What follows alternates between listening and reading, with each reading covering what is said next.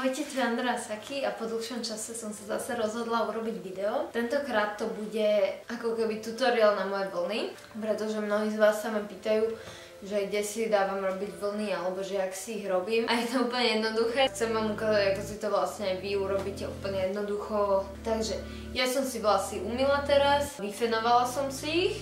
A mám ich teraz úplne strapaté neučesané, hej, aby ste to videli. Pred fenovaním som si dala tepelnú ochranu od L'Oréal, ktorý vám vlastne chráni vlasy pred tým, aby sa zničili z tepla. Vlastne vytvorím takú ochrannú vrstvu, tak to trošku síči, keď si to nastrekete a potom keď to fenujete, tak to urobí takú ochrannú vrstvu na tie vlasy a tým pádom ich to teplo neničí, ale v podstate im aj pomáha. Takže najprv, predtým, ak sa ideme kumulovať, sa rozčešeme. Ja mám najradšej Kefu Tangle Teaser, ktorú používam furt.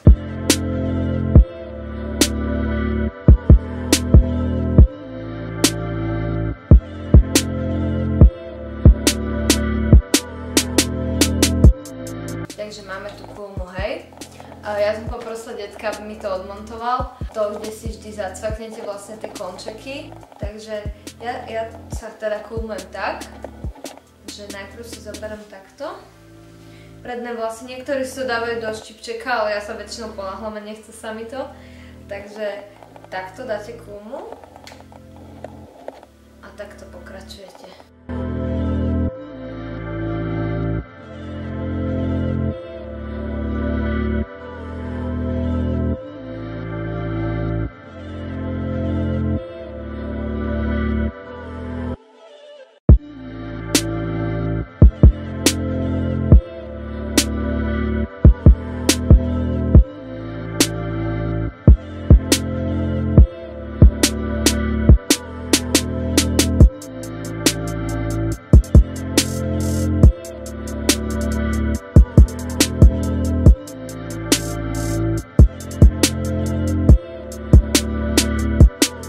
Povedala som si, že nech to není tak klasické takéto tutoriály, tak aby nebolo ticho, tak čo si tak skrátke spomiem na niektoré vaše otázky alebo na veci, ktoré vás zaujímajú, vám odpoviem.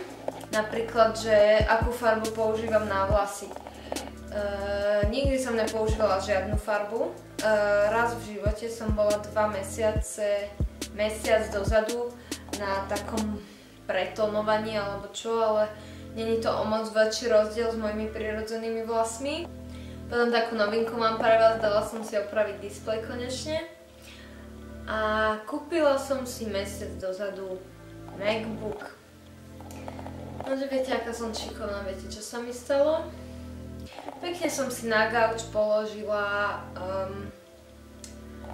hrnček s čajom a vedľa neho otvorený MacBook. Samozrejme, že stôl bol len meter odo mňa a proste Lukas mi to hovoril, ne, tak zobral mi ten hrnček a dal ho na ten stôl. Lenže samozrejme som bola tak lenivá, že zase som na to zabudla a zase som ho dala naspäť tam, kde bol. A asi viete, čo sa stalo ďalej. Pekne som si sadla a samozrejme, keďže sedačka je mäkká, tak pohár sa prevrátil proste do klávesnice do mäku. Ako prvé ma napadlo ho otočiť, aby to nenatieklo do tej klávesnice a dala som medzi neho úterák, ne? Ale proste išiel v pohode, len proste myške trošku začalo šíbať a potom som ho vypla. No tiež akože múdra baba, že najprv som ho nevypla až potom. No proste, ale nenapadlo ma to v sekunde, hej, ale potom som ho už proste nezapla, tak som ho odnesla do Apple, tam mi ho vyčistili, ale proste povedali mi, že treba vymeniť celý top case, tak neviem, tak teraz čakám. Asi si to dám ale urobiť v PC Expresse, lebo v Apple za to chceli 260 €, takže to sa mi neoplatí. Čo sa týka, zase od veci, čo sa týka, že sa ma pýtate na vysoké školy. No, totižto myslím si, že v mojom obore a v tom, čo ja by som chcela robiť a čo ma baví, sa absolútne neoplatí študovať vysokú školu na Slovensku. Nechcem tým nikoho z vás odrádzať ani nič podobné, len proste takým môjim menším snom by bolo, že keď už proste budú na to nejak financie, že si to budem vedieť sama zaplatiť, tak by som proste išla študovať niekam do Ameriky, do Švajčiarska, do Viedne, hocikam, no. Z tutoriálu som sa vám tu podojímala nad svojou hlúposťou a tak no. Potom si sa pýtali, že prečo si myslím, že je práca fotografov a grafických dizajnerov podceňovaná. Na Slovensku je veľmi podceňovaná, pretože tí ľudia ani nemajú tušenia, oni vás vnímajú, že ste grafik. Grafik má označenie niekto, kto proste tlačí papiere v tlačiarniach, hej, vo faxcopy a tak. A vlastne nerobí tam žiadnu kreatívu, tam do toho nedáva, on proste iba vytlačí, čo je treba a to je všetko, ale proste grafickí dizajneri sú ľudia, ktorí navrhujú, tvoria proste veci, ktoré firmám profitujú a predávajú. Vlastne je to reklama, ktorá... som sa opustila trochu. Je to reklama, vlastne každej jednej firme robí profit, veľakrát reklama a proste pekné vizuály a aby to bolo pekné, oku lahodiace a proste tí ľudia vám ponúkajú za tieto služby úplne smiešné sumy. Úplne smiešné sumy na Slovensku a proste veľmi ma hnevá, že není taká robota, kde by som bola platovo aj časovo spokojná, hej? A proste veľmi ma to mrzí za tých všetkých mladých, čo proste toto robia, pretože sú potenciálni a musia mrhať svojim talentom proste v nejakej robote, ktorá ich zatiaľ má živiť. Pokiaľ nemáte bohatých rodičov alebo niečo, tak je to ťažko sa sám rozbehnúť, hej, mňa to akože ide, len je to naozaj ťažké, pretože aj tieto videá možno by mi to aj niečo dalo, ale proste viete, není na to čas, jasné, ten čas sa samozrejme nájde vždy, hej. Lenže tí ľudia nechápu, že vy proste sa chcete uchytiť. Viete, potrebujete sa proste uchytiť. Depresívnu chvíľku som zabila inak. Ale dobre, poďme ďalej. Dajme tomu, že vy chcete... No, už ani neviem, čo som chcela povedať, ale to je jedno, ale proste ide mi len o to, že bola by som najradšej, keby každý títo všetci talentovaní ľudia, aj všetci proste nemrhali svojím talentom a išli si za ním aj cez to, že proste je to ťažko sa uchytiť a tak, ale myslím si, že každý, kto tomu verí, tak na to má. Preto proste koľkokrát mi je ľúto aj seba, keď vidím, že proste mám voľno, hej, z roboty a proste vstanem si o 11:30, najem sa, proste pustím si telku, namiesto toho a večer idem akože ešte silou mocou cvičiť, aby sa nepovedalo, že som nič nerobila, tak proste miesto toho by to voľno malo byť tak, že by som mala si dať budík na 7, ísť do tej posilky a proste hneď potom si sadnúť niekde pekne do kaviarne, na slniečko, s notebookom a proste tvoriť a pracovať, riešiť, proste takto proste musím robiť svoj život. Akože neviem, možno vás to vôbec nezaujíma, len som to proste chcela nejak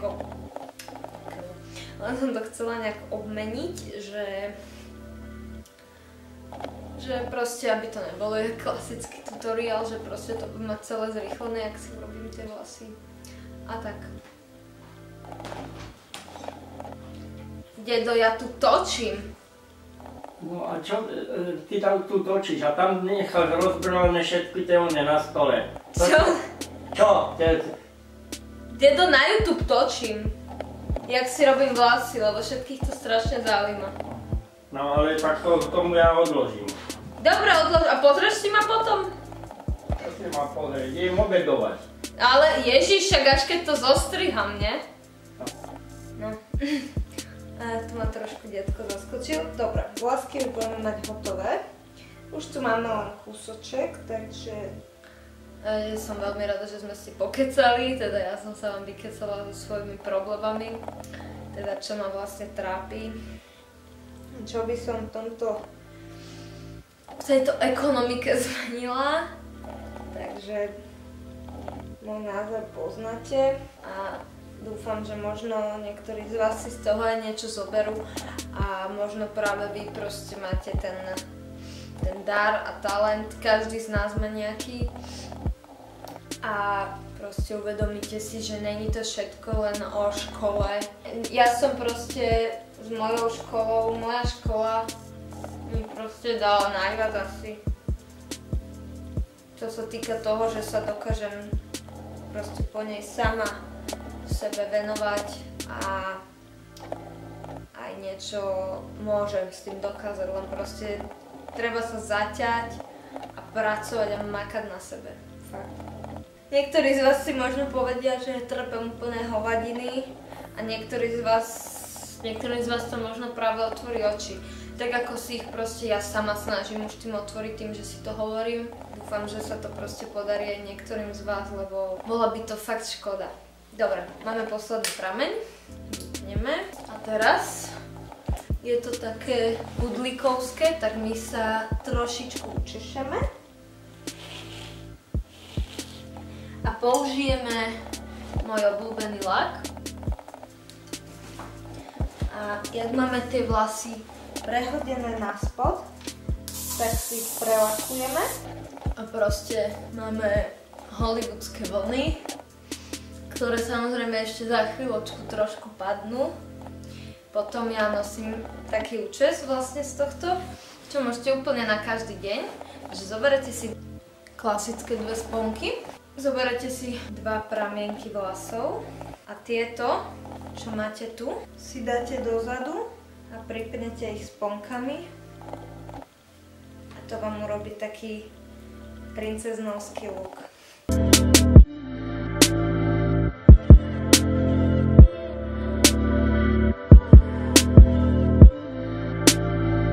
Dobre, dúfam, že sa vám video páčilo. Som si s vami teda trošku pokecala, snáď vám to nevezlo na nervy. Ja už teraz teda musím ísť, tak sa s vami lúčim. Pa, pa!